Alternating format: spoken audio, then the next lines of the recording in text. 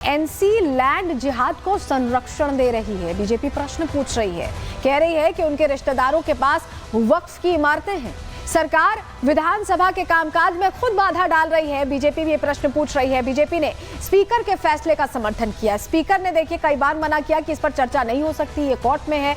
और बड़ी बात यह है कि हमारे संविधान में ऐसा कोई प्रावधान नहीं है जहां विधानसभा से चर्चा करके जो सदन के अंदर वहां पर संसद में कानून बना उसको बदल दिया जाए। तो चर्चा करनी क्यों है, टाइम वेस्ट करने के लिए क्या, ये प्रश्न बना हुआ है। इस बीच आपको बताएं, सुनील शर्मा बीजेपी विधायक कह रहे हैं कि ये एनसी की जानबूझ के की गई साजिश है, क्योंकि वो खुद अपना दफ्तर वक्फ की जमीन पर चला रहे हैं। सुनिए जरा।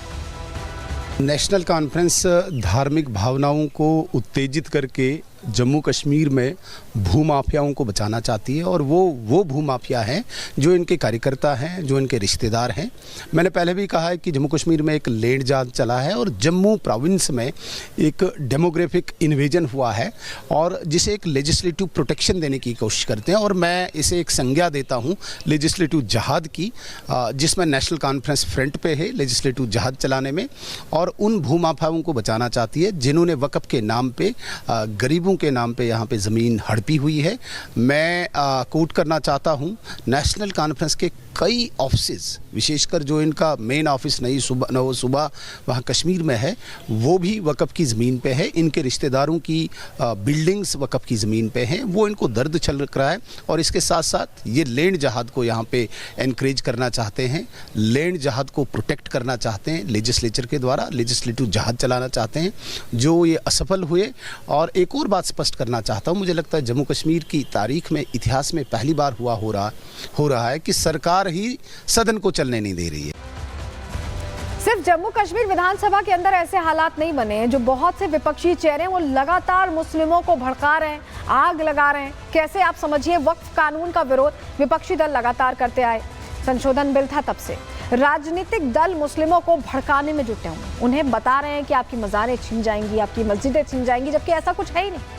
कई नेताओं पर वक्फ संपत्ति पर कब्जे का आरोप है। इसमें ओवैसी भी हैं, मल्लिकार्जुन खड़गे भी हैं। अब तो नेशनल कॉन्फ्रेंस का भी नाम सामने आ रहा है कि उनके भी दफ्तर वहां बने हुए हैं। तो बहुत सारे आरोप लगे हुए हैं। इस बीच विपक्षी नेता मुस्लिम संगठनों को यहां भड़काने की कोशिश कर रहे हैं, उनको सड़क पर आने को कह रहे हैं। आप सोचिए, कोशिश यही है कि हिंसा की तस्वीरें आए, और ऐसी तस्वीरें आने भी लगी हैं। मुर्शिदाबाद में हिंसक प्रदर्शन हुआ है, और दंगाइयों को रोकने में बंगाल पुलिस पूरी तरह से फेल दिखाई दिया। ऐसा लगा कि क्या बंगाल पुलिस को ऐसे यहाँ पर डायरेक्टिव्स दिए गए थे कि उन्हें कुछ नहीं करना है, प्रदर्शन को यूं ही चलने देना है, और ऐसे ही हो हल्ला हंगामा होता रहे, आगजनी होती रहे, कुछ नहीं करना है। प्रश्न इसलिए क्योंकि तस्वीर आप देखिए, ये देखिए मुर्शिदाबाद की तस्वीर आपको दिखा रहे हैं। प्रदर्शन वक्फ को लेकर हो रहा था, और ये फिलिस्तीन के झंडे, इनका क्या काम था? सवाल यही है, अगर आप वक्फ कानून को लेकर प्रदर्शन कर रहे हैं तो ये फिलिस्तीन के झंडे लेकर क्यों पहुंचे? क्या देश की जो एक स्थिति है उसका हर जगह पर उसका विरोध करना जरूरी है? फिलिस्तीन को लेकर भारत का बहुत स्ट्रॉन्ग स्टैंड है, और बहुत बार भारत ये कह भी चुका है, लेकिन ये यहीं पर रहकर ऐसी तस्वीर क्यों पेश कर रहे हैं? ये बहुत बड़ा प्रश्न है। जरा अगली तस्वीर भी देखिए, ये देखिए, ये वो प्रदर्शनकारी हैं, तैयारी के साथ आए हैं। आपको दिख रहा होगा चेहरे पर नकाब है, ये पूरी तैयारी के साथ आए। ये तैयारी किस लिए? कि ऐसे हिंसा कर लें और इनकी पहचान ना हो पाए। क्या इस सोच के साथ ये उतरे?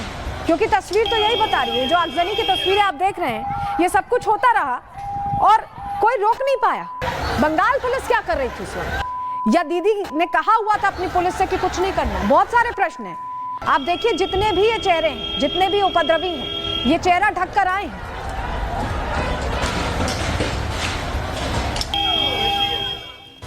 क्या जो बातें विपक्षी नेता कर रहे थे उनके बहकावे में आकर यह हिंसा हुई? सवाल बहुत बड़ा है, क्योंकि पश्चिम बंगाल के मुर्शिदाबाद में कैसे हिंसा की तस्वीरें आई हमने आपको दिखाया। कल शाम वक्फ कानून के खिलाफ प्रदर्शन हो रहा था। प्रदर्शनकारी फिलिस्तीन का झंडा लहराते दिखाई दिए। बंगाल पुलिस वहां खड़ी होकर तमाशा देख रही थी, रोकने की कोशिश नहीं हुई। प्रदर्शनकारी हिंसक भी हो गए, उसके बावजूद उन्हें नहीं रोका गया। कई वाहनों को इन्होंने आग के हवाले कर दिया, और इसमें पुलिस की गाड़ियां भी थीं जिन्हें आग लगा दी गई। प्रदर्शनकारियों से झड़प में कई पुलिसकर्मी घायल हुए, लेकिन शुरुआत में इन्हें रोका नहीं गया। जब सब कुछ खाक होता दिखाई दिया, तब झड़प शुरू हुई। ये नौबत क्यों हुई, सबसे बड़ा प्रश्न है। लेकिन जिस ममता बनर्जी की सरकार में सब कुछ हो रहा था, उनको जिम्मेदारी लेनी चाहिए थी, कार्रवाई की बात करनी चाहिए थी, लेकिन वो फिर आई सामने और फिर से तुष्टीकरण वाला राग अलापने लगी और कहने लगी कि बंगाल में वक्फ लागू नहीं होने देंगे। फिर से भड़का रही हैं, सुनिए। आप लोगों को दिल में दुख हुआ है वक्फ प्रॉपर्टी के लेके, आप भरोसा रखिए बंगाल में ऐसा कुछ नहीं होगा जिसमें कोई डिवाइड एंड रूल होगा। आप लोगों ने ये मैसेज दीजिए कि सबको एक साथ में रह के बचना है, जियो और जीने दो। इसके लिए बेसवाल होने का बात नहीं है। दीदी will protect you and your property. If we are together then we can win everything. सुन रहे हैं आप कैसे अभी भी भड़का रही है, नहीं कि प्रदेश में हिंसा हुई है, कार्रवाई करने के बजाय फिर से नैरेटिव सेट करने में लगी हुई है। गजब की इनकी राजनीति है। लेकिन इस बीच बीजेपी सवाल पूछ रही है। ये सुकांतो मजूमदार कह रहे हैं कि ये स्टेट स्पॉन्सर वायलेंस था, क्योंकि पुलिस तो मूक दर्शक बनी हुई थी। सुनिए जरा। स्टेट स्पॉन्सर्ड वायलेंस हो रहा है। इवन जब 2021 का इलेक्शन आ रहा था, जिस समय CAB पास होके CAA बना था, एक्ट बना था, उस समय भी हमने पश्चिम बंगाल में ममता बनर्जी द्वारा स्पॉन्सर्ड ऐसी घटनाएं हमने देखी थी जहां पे ट्रेन जलाई गई थी।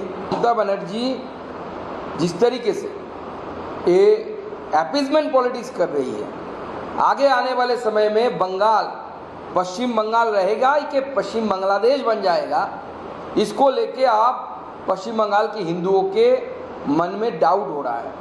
और मेरा विश्वास है कि आगे आने वाले चुनाव में ममता बनर्जी को पश्चिम बंगाल के हिंदू एक भी वोट नहीं देंगे। बड़ी खबर आपको बताएं, वक्फ के खिलाफ मुर्शिदाबाद में फिर से हिंसा भड़कती दिखाई दी है।